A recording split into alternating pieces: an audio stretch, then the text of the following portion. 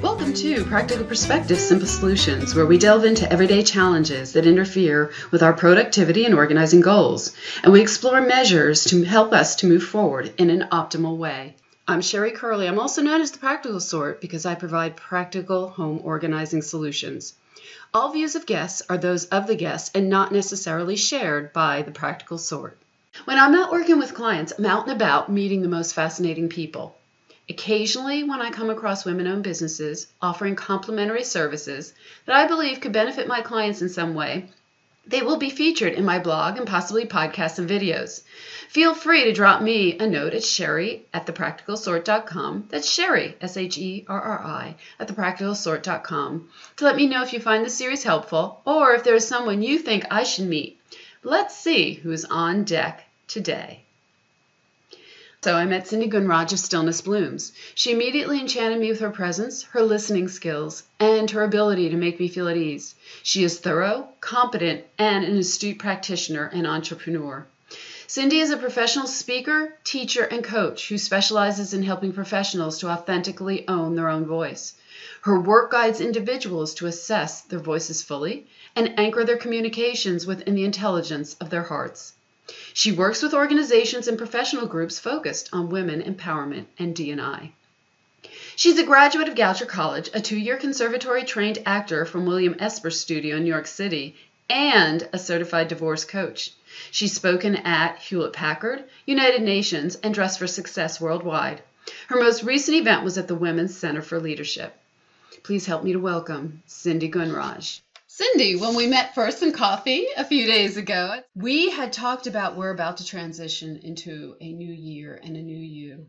And you brought up the coolest idea. You were talking about getting rid of head trash in 2019, which I just love that idea because my clients tend to struggle not only with physical stuff in their space, they've got a lot of stuff going on in their heads. Can you talk a little more about what you meant by getting rid of head trash in 2019? Yes, absolutely. Head trash came to me when I got really aware of the stories that were looping in my head. Being a life coach and in the business of transition, I really had to spend a lot of time in self-inquiry and really look at my stories, aka gremlins. Head trash for me looked like, you're not trying hard enough. You're not pretty. You're not pretty. You're not. Oh yes, absolutely. I'm making faces at her right now because this woman is simply stunning. So yes. So it's so funny because it's really what we may see out on the outside could not be represented on the inside, and that's really what I learned. So that's what I mean about head trash. It's those limiting beliefs, and for me, Sherri, it really started way back in childhood, just being around family people that did things like beat themselves up, really hard on themselves, and the self-worth was really low. And I being a child, being in that environment, I absorbed that and I learned to talk to myself like that. So that's what I mean about really clearing the head trash. How did you first become aware that this was holding you back? It didn't. Parts of it was trying to come through in my adult years. I'm 39, okay, going to be 39, and it's exciting time for me because I'm learning more and more. I'm still learning more and more about myself. And it wasn't until my divorce was really when I saw all the negative play within me. The putting myself down and thinking I'm not doing enough, that I'm not trying hard enough. And that thought pattern, it came out into my behavior. It came out into my way of operating, and it kept me stuck. So you needed to clean house. You needed to clear out all of that stuff to make room and to make way for your head to clear and be able to move forward.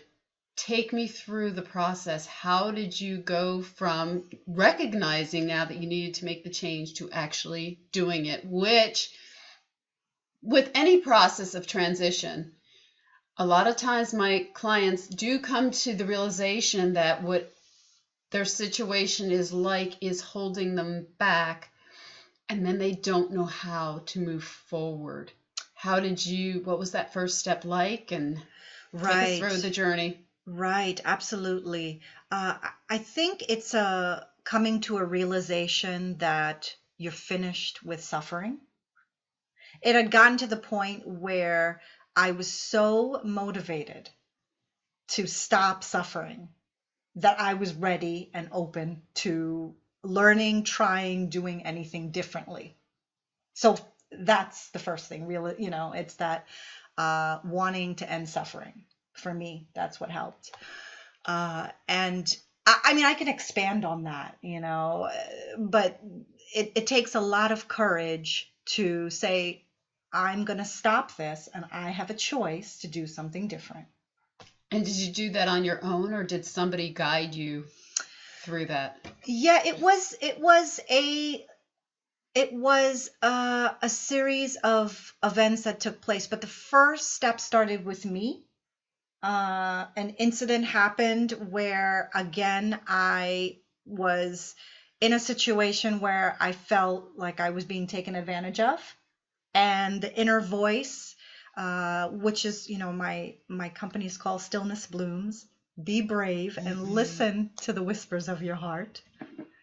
And so my whispers came in and said, Cindy, how much more of this are you going to take? And that was the light bulb moment. So it started with me. And then, obviously, to make such a huge transition, I'm speaking of, leaving my marriage. I not only got myself on an action plan, but I got myself in situations where people could help me move forward, both personally and professionally. I imagine, I'm sitting here thinking, wow, I can see the parallels between your personal journey and what I imagine it's like when clients are reaching out to you, because it usually comes to a head when somebody finally reaches out and says to me, hey, I need your help. Or, I've tried this before. I've tried working with friends. I may have even reached out to an organizer in the past and it never worked. But there's usually that defining moment that happens that they say, hey, I need you. Do you find that is the same with your clients? Yeah, it's a willingness to want to change because they've tried everything else and it has not worked. So when people come to seek me or help, ask me for some, service, I know that space they're in. It's a very delicate time, and it's a time that is a game changer. And I imagine you need to gain some trust in your relationship, just like I do, because we're dealing with some really intimate stuff. You're dealing more with the emotional side of it. I'm dealing with physical side, and hey, face it, we open up drawers. We see some things that might stoke some embarrassment, bring up some memories from the past that may not have been pleasant, and I'm sure you're heading there the same way. How do you go about developing that relationship of trust so that they feel at home with you, they feel comfortable to open up? Yeah, that's a great question. It really depends on where the person is at. Because when folks come to me, the whole goal for me is to figure out, why are they coming to me? If and how can I help them? And are we a good match? So, there'll be times where they're not looking for coaching help. They're looking for a psychologist, or they're looking for a divorce lawyer, or so it really depends on where the person is at. And then, if those three criteria are met, if I can help them, we are a good match, and there's a readiness, then the relationship, it's more of a partnership, and it naturally unfolds with them trusting little by little. And my job is really to hold up a mirror and reflect back to them what's happening, so they can move forward step by step, inch by inch, whatever the situation may be. Well, I'm so glad that you brought up the point that Stillness blooms and you are coaching. You're not in a therapy role. And, honestly, I find there's a lot of times I bump up against that with my own clients, because sometimes all of a sudden they're looking to me in more of a counseling role. And at that point, I have to kind of stop it and say, that's beyond my scope. I've got people I can refer you to. In just a few words, can you describe what that difference is between a coach versus a therapist? And at what point do you draw the line and say, hey, that's beyond my boundary? Absolutely. Absolutely. So there is some overlap between therapy and coaching, okay? The difference is that you want to look out, and I'm trained to, for what you call red flags, so you're not practicing in another professional arena, okay? So if a person comes to me for, let's say they have high anxiety, where they are unable to even come up with steps, or we come up with steps together, and they're able to take it, and then they're not able to follow through, and it happens again and again and again. That's a red flag right there, that they're not in the coaching zone. Mm-hmm. Another is if there's addictions involved, things like domestic violence, adjusting things like family behavioral patterns, all that stuff is not in my domain. And hoarding too, I'm sure, is not. Right. That's where I also draw the line, because once it steps into that usually involves a level of therapy that I can't provide. So Right. We know our boundaries well. You have to, because at that point you're not serving the client, and they really need to be matched with the right professional at that time. And it can be dangerous. It can be dangerous for ourselves, for our clients, to try to do things that we're not qualified to do. And it may lead them into a path that's really detrimental. So I'm so glad that you have brought that up, because that's so important. Absolutely. Okay. Well, look, we're beginning to run out of time, and I want to make sure that you have time to talk about this program that you're doing, because it sounds so exciting. So just kind of fill us a little bit in about what this head trash program looks like that you've got coming up, where and when, and just give us some details. Sure. So let's go back to the whole head trash, clearing the head trash. That came from one of my 5 sacred secrets for owning your own voice. Sacred secrets? Oh, do tell. Well, actually, it's funny, because it's one of the things I save for people who attend my program. Oh, so we have to come to your program. Okay. Exactly. Okay. And my Own Your Own Voice program, it's really to help people to turn inward, reflect, access their full instrument, their body, their voice, and intuition, so they can authentically feel more like themselves, but really make real connection. Because that's really what we're hungering for, both personally and professionally. Yes, we all are. And where do they find out more about this? Is this on your website? Yeah. So what is that? They can find it at stillnessblooms.com. What is that again? www.stillnessblooms.com. Okay. And I have 2 speaking events coming up, one at WIFS, Women in Insurance and Financial Services, and BNI and Northwest Connect at noon. You can look for those on my website. Well, that's great. Is there anything else you'd like to share, particularly about, we're going to be stepping into the new year really soon. And I know people are getting kind of anxious, and particularly some of my clients are really nervous about stepping into a new year. They may have some trepidation, they may have some excitement. But for those who are kind of leery about going forward, is there any advice, any kind of tips, strategies that you'd like to share? Just maybe 1 or 2 things? Sure. Yeah. I would say in order to, let go of the head trash that we've been speaking about, one good way is a journaling practice. I've been journaling for over 10 years, and it really helps me dive into self-inquiry.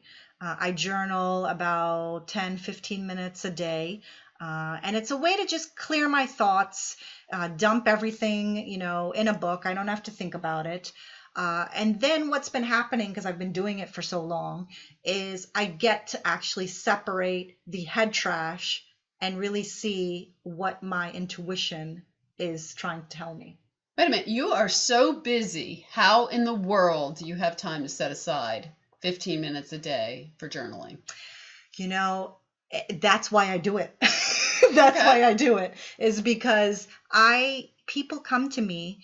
I serve as a light to help them in dark times. So I have a very strong self-care practice, and journaling is part of that cornerstone.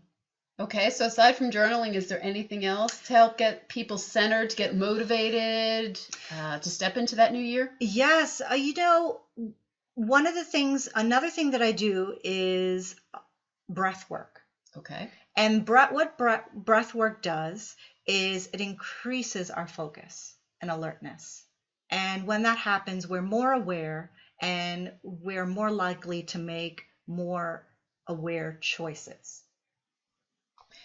That is so on point with one of the ideas that I love to share with my clients, is that the more clarity we have in our head, the more clarity about what is important to us physically that we need to keep. How do we make those decisions about what we keep, what we release? Well, it's the same with the trash in our head. What thoughts are working for us that we want to hold on to? What thoughts can we release? And if there are things that we've decided are no longer working for us, we do have ways of maybe capturing those. Say we have collections of things that we find are taking up too much room in our space. We can maybe put it in a journal, or we can take photographs of it, video it, draw it, whatever, to capture the specialness of it. And then we can thank it and let it go, and let it leave our space, our head space or our physical space. Mm-hmm. Cindy, I want to thank you so much for stopping by and talking with me today, because I know how valuable your service can be to clients of mine, to followers of mine who are struggling with that mental piece, that emotional piece that they've got going on in their heads. Because before we can deal sometimes with the physical, we need to address what's going on upstairs. So thank you so much. Any final words? Put yourself first. Put yourself first. It starts there. Well, I hope that everybody has a fantastic holiday season and a safe and prosperous and healthy 2019. And to you too, Cindy. And for more information, you can find out all you need to know about organizing, practical tips and strategies to get yourself organized, your home organized, or tips for getting your head organized at stillnessblooms.com or thepracticalsort.com. You can reach out to me at Sherri. Again, it's Sherri, Sherri, at thepracticalsort.com. Thanks so much. After listening to the recording, I thought it would be useful to add a few clarifying notes. In the introduction, I mentioned Cindy's work with D&I. If you're not familiar with this term, it refers to her work promoting diversity and inclusion. Additionally, to clarify the discussion on hoarding, I have worked on hoarding clearouts to help clients prepare for home sales and moves. I have not, however, worked with any clients in an ongoing hoarding and organizing capacity.